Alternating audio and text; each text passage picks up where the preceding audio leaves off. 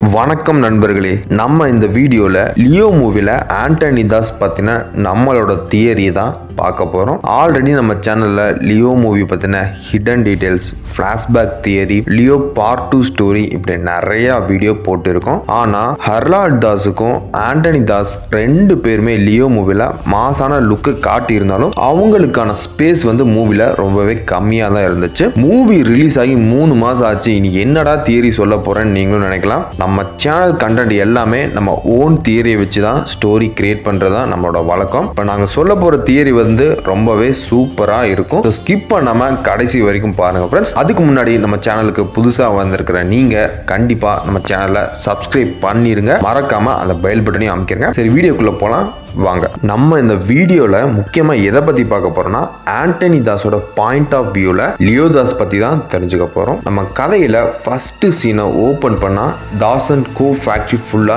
நெருப்பால எரிஞ்சிட்டு இருக்கு. எங்க பார்த்தாலுமே நெருப்பா இருக்கு. இதை பார்த்த ஆண்டனி தாஸ் லியோன்னு கத்திக்கிட்டே ஃபேக்டரிக்குள்ள ஓடி போறாரு. உள்ள போய் பார்த்தா லியோ தாஸோட உடம்பு நெருப்புல கருகி இருக்கு. சோ அவர் இறந்துட்டதா அங்க இருக்கிறவங்க சொல்றாங்க. இதை கேட்ட ஆண்டனி தாஸ் கீழே உட்கார்ந்து லியோ லியோன்னு சொல்லிட்டு கதறி அழுகுறாரு. இந்த சீனை கட் பண்ணா நெக்ஸ்ட் சீன்ல தூங்கிட்டு இருந்த ஆண்டனி தாஸ் திடீர்னு முழிக்கிறாரு. பெட்ல ஷர்ட் இல்லாம அப்படியே லியோ தாஸோட போட்டோவை பார்த்து உட்கார்ந்துட்டு இருக்காரு. அவரோட முதுகு ஃபுல்லா நிறைய தழும்புகள், அதாவது நிறைய தீக்காயங்கள் இருக்கு. இதுக்கு அப்புறம் ஷர்ட் எடுத்து மாட்டிக்கிட்டு அந்த ரூமை விட்டு வெளியே போறாரு. வெளியே போய் ஒரு கார் ஏறிட்டு ஃபேக்டரிக்கு போறாரு. அங்க ஃபேக்டரியில வேலை செய்யற ஆளுங்க டத்தூரா, டொபாக்கோ அண்ட் இன்னும் சில ட்ரக்ஸை பத்தி எப்படி எக்ஸ்போர்ட் பண்ணலாம்னு பேசிட்டு இருக்காங்க. ஆண்டனி தாசு போய் அவங்க கிட்ட எவ்வளவு ட்ரக்ஸ் வெளியே போயிருக்கு, இன்னும் எவ்வளவு போகணும்னு விசாரிச்சுக்கிட்டு இருக்காரு. இப்பதான் ஹர்லால்ட் தாஸோட என்ட்ரி. ஹர்லால்ட் தான் இதை எல்லாத்தையுமே டீல் பண்றாரு. அதை எக்ஸ்போர்ட் பண்றது, இம்போர்ட் பண்றது எல்லாமே.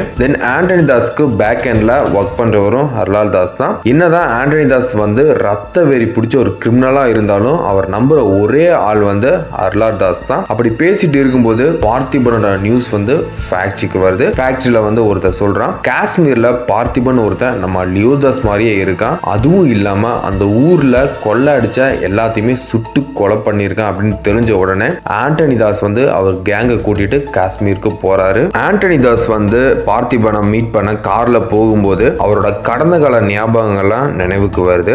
ஆண்டனி தாஸோட ஒய்ஃபை எனிமி கேங் கொலை பண்றாங்க. அவருக்கு இருக்க ஒரே சொந்தம் அவங்க பையன் லியோ தான். அவங்க ஒய்ஃபும் இறந்து போறாங்க. ரொம்ப பாசமா அந்த பையன் லியோ வளர்க்கிறாரு. Antony Das most of time Leo கூட தான் ஸ்பெண்ட் பண்றாரு. ஆனா லியோ சின்ன வயசுல இருந்து இந்த ஃபேக்டரியில வளர்ந்து வரனால ரொம்பவே ஒரு ரவுடித்தனமான ஆளா வளர்ந்துட்டு வரான். சின்ன வயசுல இருந்தே கிரிமினல் ஆக்டிவிட்டிஸ் எல்லாம் பண்றான். லியோ அவரோட 21 வயசுல ஹர்லால்ட் தாஸுக்கு மட்டுமே தெரிஞ்ச அந்த தத்தூரா ஃபார்முலாவை கத்துக்கிட்டு ஹர்லால்ட் தாஸோட ட்ரக்கை விட கொஞ்சம் பெட்டரா குக் பண்றான். அதாவது லியோ குக் பண்ற தத்துரா இன்னுமே குவாலிட்டியா இருக்கு. ஆனா ஹர்லால்ட் தாஸ்க்கு இது பிடிக்கவே இல்லை. ஸோ லியோ ஃபேக்டரியில வேலை செய்யற ஒரு பொண்ணை லவ் பண்ணிட்டு இருப்பான். ஸோ அந்த விஷயத்தை ஆண்டனி கிட்ட சொல்றான். இதை தெரிஞ்ச ஆண்டனி கடுப்பாகி அந்த பொண்ணை கொலை பண்ணிடுறான். இதனால லியோ ஆண்டனி தாஸ் மேல ரொம்பவே கோவப்பட்டு சண்டை போடுறான். நான் தான் அந்த பொண்ணை லவ் பண்ண, அந்த பொண்ணு என்னை லவ் பண்ணவே இல்லைன்னு கடுப்பாகி சண்டை போட்டு அந்த ஃபேக்டரிக்குள்ள போறான் லியோ. லியோ ஃபேக்டரிக்குள்ள போன அடுத்த கொஞ்சம் நிமிஷத்திலேயே ஃபேக்டரி ஃபுல்லா தீ பிடிக்குது. இதை பார்த்த எல்லாருமே உள்ள போய் பார்க்கறாங்க.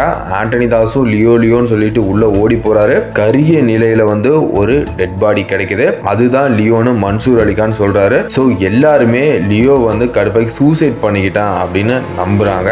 லியோ இறந்த அப்புறம் ஆண்டனி தாஸ் இன்னுமே ரொம்ப வயலண்ட் பர்சனா மாறாரு. சின்ன சின்ன விஷயத்துக்கும் ரொம்ப சண்டை போறாரு. இதுக்கப்புறம் அந்த சீனை கட் பண்ண நெக்ஸ்ட் சீன்ல கார்ல இருந்து ஆண்டனி தாஸ் முழிக்கிறாரு. காஷ்மீரும் ரீச் ஆகுறாங்க. ஆண்டனி ஸ்ட்ரைட்டா கார்ல இருந்து இறங்கணும்னு லியோவோட, அதாவது பார்த்திபனோட காஃபி ஷாப்புக்கு போறாரு. பார்த்திபன் கிட்ட பேசுறாரு. ஆனா பார்த்திபன் ஆண்டனி தாஸ் யாருன்னே தெரியாத மாதிரி பேசுறாரு. ஆனா இவர் லியோன்னு ஒத்துக்கவும் மாட்டேங்கிறாரு பார்த்திபன். ஆனா ஆண்டனி தாஸ் பார்த்திபனை பார்த்த உடனே இவன் தான் லியோன்னு கன்ஃபார்ம் பண்ணிடுறாரு. ஆனா எதுவுமே சொல்லாம அங்கிருந்து வெளியே போறாரு. இதுக்கப்புறம் பார்த்திபனோட ஃபேமிலி டீடைல்ஸ் எல்லாமே தெரிஞ்சுக்கிறாரு நம்ம ஆண்டனி தாஸ். ஸோ த்ரிஷாவை பார்க்க போகும்போது மிஸ்கினோட ஆளுங்க த்ரிஷா கிட்ட சண்டை செஞ்சுட்டு இருக்காங்க. அதாவது த்ரிஷா கிட்ட ஹராஸ்மெண்ட் பண்ணிட்டு இருக்காங்க. அங்க போன ஆண்டனியோட ஆளுங்க அந்த அந்த ஆளுங்களை அடிச்சு துரத்துறாங்க. தென் ஆண்டனி தாஸ் த்ரிஷா கிட்ட உன்னோட ஹஸ்பண்ட் பார்த்திபன் தான் என்னோட பையன் லியோன்னு சொல்றாரு. த்ரிஷாவுக்கும் இதை கேட்டு ரொம்பவே கன்ஃபியூஸ் ஆகுது. தென் அங்க இருந்து போன ஆண்டனி தன் பையனுக்கு ஏதோ ஆபத்து இருக்கு, தன் பையனோட ஃபேமிலிக்கும் ஆபத்து இருக்குன்னு தெரிஞ்சுக்கிட்டு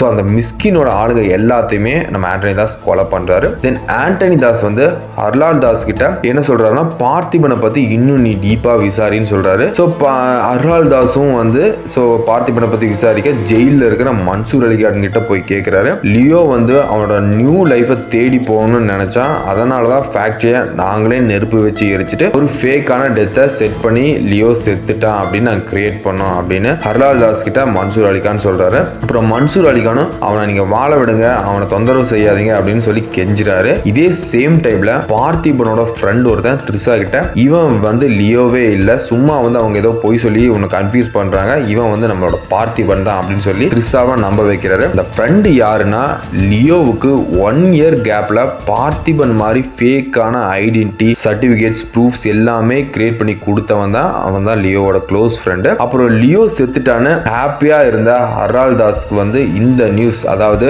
மன்சூர் அலிகான் கிட்ட இந்த நியூஸ் தெரிஞ்ச உடனே ரொம்பவே கடுப்பாகிறாரு. ஆல்ரெடி ஆண்டனி தாஸை கொலை பண்ணி அந்த பிசினஸ் ஃபுல்லா கண்ட்ரோல்ல எடுக்கணும்னு நம்ம ஹர்லால் தாஸ் நினைச்சிருக்காரு. பட் ஆண்டனி தாஸ் வந்து தப்பிச்சிட்டாரு. அதாவது 2 டைம் கொலை பண்ண ட்ரை பண்ணியிருக்காரு. இப்போ இவனோட பையன் லியோவும் இங்க வந்துட்டான். ஸோ லியோன்னு தெரிஞ்ச உடனே ஆண்டனி தாஸ் வந்து இன்னும் அவன் பையன் கூட நல்லா பேசி இதனால நம்ம பிசினஸ்க்கு ஏதாவது ஆபத்து ஆயிருமோ அப்படின்னு நினைச்ச ஹர்லால் தாஸ் என்ன பண்றாருன்னா லியோ தாஸ்குள்ளேயும் அதாவது பார்த்திபன்குள்ளேயும் ஆண்டனி தாஸ்குள்ளேயும் அகைன் வந்து சண்டை மூட்டி விட பிளான் பண்றாரு. அவ்வளவுதான் ஃப்ரெண்ட்ஸ், இதான் நாங்க கிரியேட் பண்ண ஆண்டனி தாஸ் பாயிண்ட் ஆஃப் வியூல இருக்கிற பிளாஷ்பேக் ஸ்டோரி.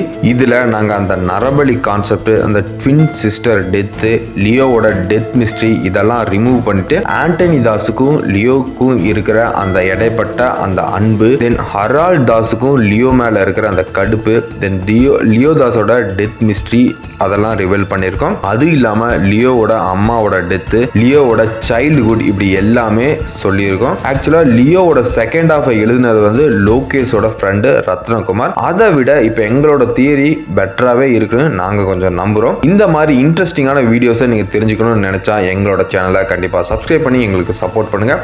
அடுத்த சூப்பரான இன்ட்ரெஸ்டிங்கான ஒரு கதையில் சந்திப்போம். நன்றி, வணக்கம்.